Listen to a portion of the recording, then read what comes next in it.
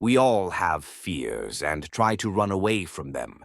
Here's a story of Moses, who was afraid to face a fear from his past, but soon realized that God is always with us, giving us the strength to overcome them. In this incredible moment, God appears to Moses through a burning bush, calling him to a great mission. Watch as Moses learns that with God's help, no fear is too big to conquer.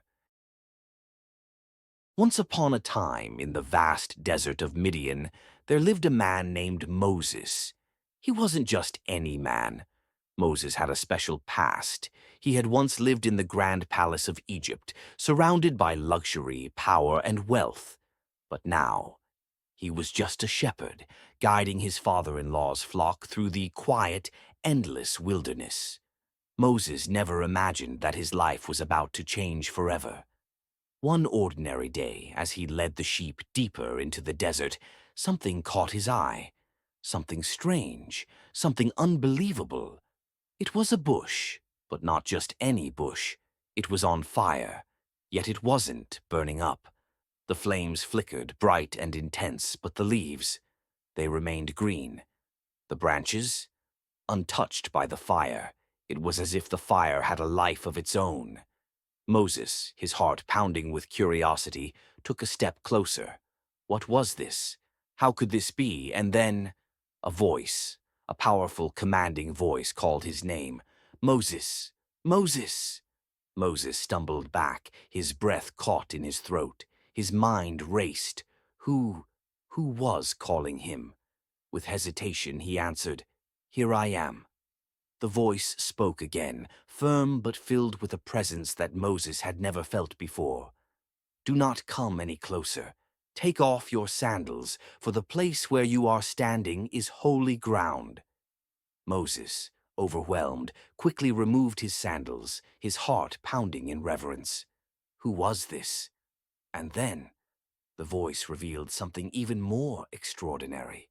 "I am the God of your father, the God of Abraham, the God of Isaac, and the God of Jacob."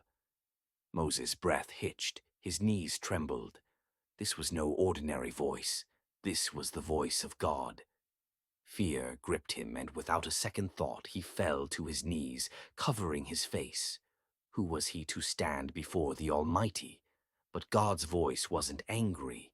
It was steady, compassionate, and it had a message.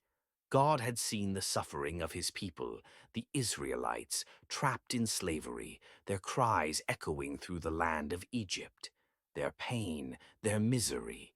He had not ignored them. He had heard them, and now he was going to rescue them. "I have come down to rescue them from the hands of the Egyptians and bring them to a land flowing with milk and honey. Now go. I am sending you to Pharaoh to bring my people, the Israelites, out of Egypt." Moses froze. His heart pounded. What? Him? A simple shepherd? A man who had run from Egypt? How could he possibly do this? With uncertainty, Moses whispered the question that weighed on his soul. "Who am I that I should go to Pharaoh and bring the Israelites out of Egypt?" God's answer was powerful. It wasn't about who Moses was, it was about who God is. "I will be with you, and this will be a sign to you that it is I who have sent you. When you bring the people out of Egypt, you will worship God on this mountain."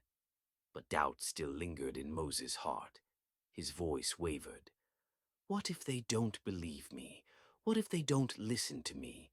Who should I say sent me?" And then God revealed something beyond human understanding. "Tell them, 'I am has sent me to you.'" These words, "I am," were unlike anything Moses had ever heard. They weren't just a name.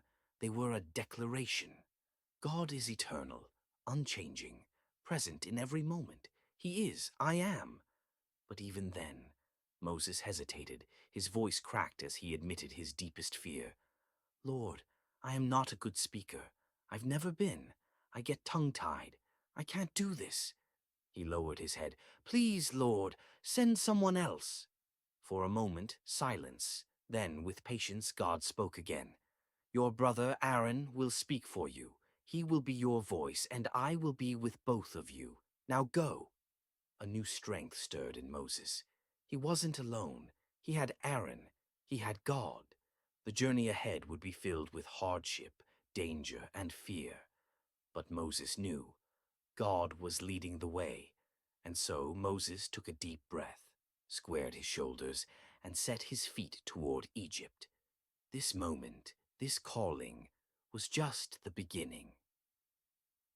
So the story of Moses and the burning bush teaches us something powerful.